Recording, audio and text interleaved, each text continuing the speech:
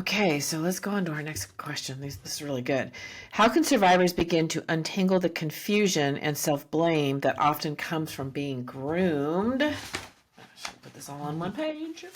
Especially when the abuse was not immediately recognizable, which that is really common, that you may not recognize right away that you've been abused.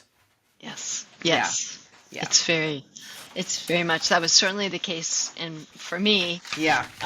And again, we shore up our coping strategies such that we feel safe and protected, but don't realize until later on down the road that it's also constricting and limiting. So there's nothing wrong with the ways that we coped, and it served us really well. It was brilliant, actually. Right. And so there's no judgment about that. However, it does later on prevent us from, fuller expression of our feelings, or being in touch with our feelings more, or prevents us from having deeper, more intimate relationships. Mm-hmm.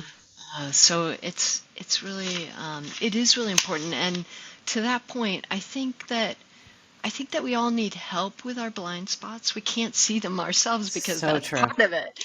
And so whether it's a close partnership that helps be that reflection, or a good friend, or a support group, or a therapist, or some way where we have a wider view that can be reflected to us, that's where it starts opening up and bringing some more awareness to those places that we hold stories of trauma and have it kind of on lockdown.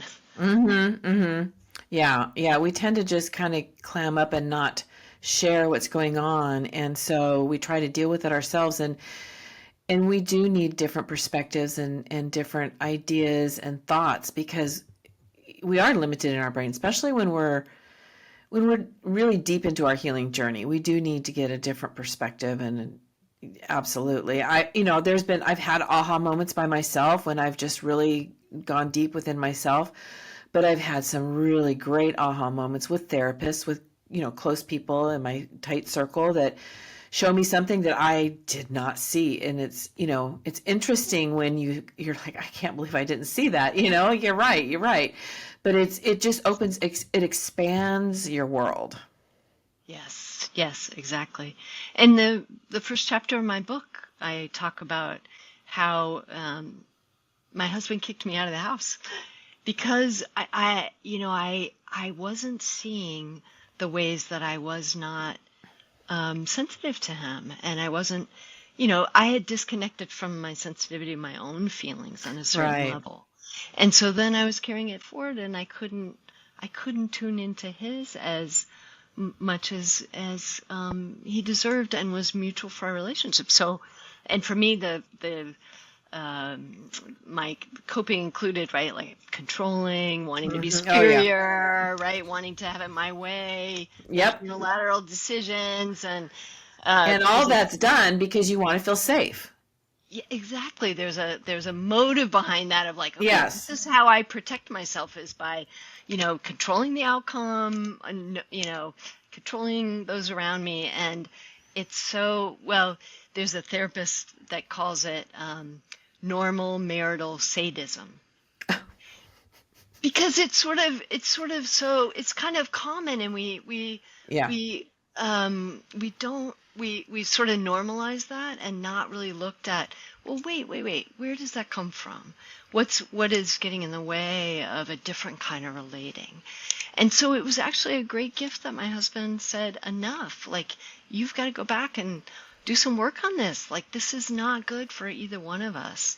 And it really opened the door for me to do a much needed layer of connecting the dots around this stuff. Yeah, sometimes we have to get ourselves really shaken up, and it gets our attention. There's been times in my life where something very dramatic like that happened, and it was so hurtful at the time, and I didn't understand at the time, but it really stuck with me.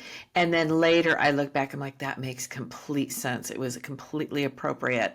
But at the moment, boy, it hurts, but you did the right thing, right? You stepped back, and you went and got help and got yourself better, and That's exactly what I did every time too. It took me a little bit longer, but Oh, it's painful when you get the hard truth.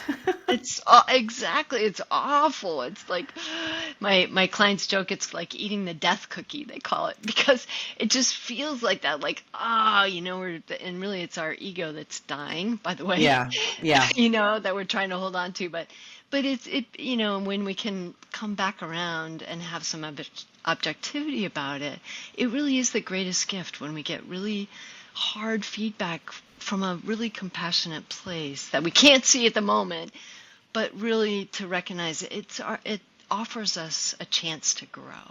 Hmm. And that's an incredible commitment to a relationship.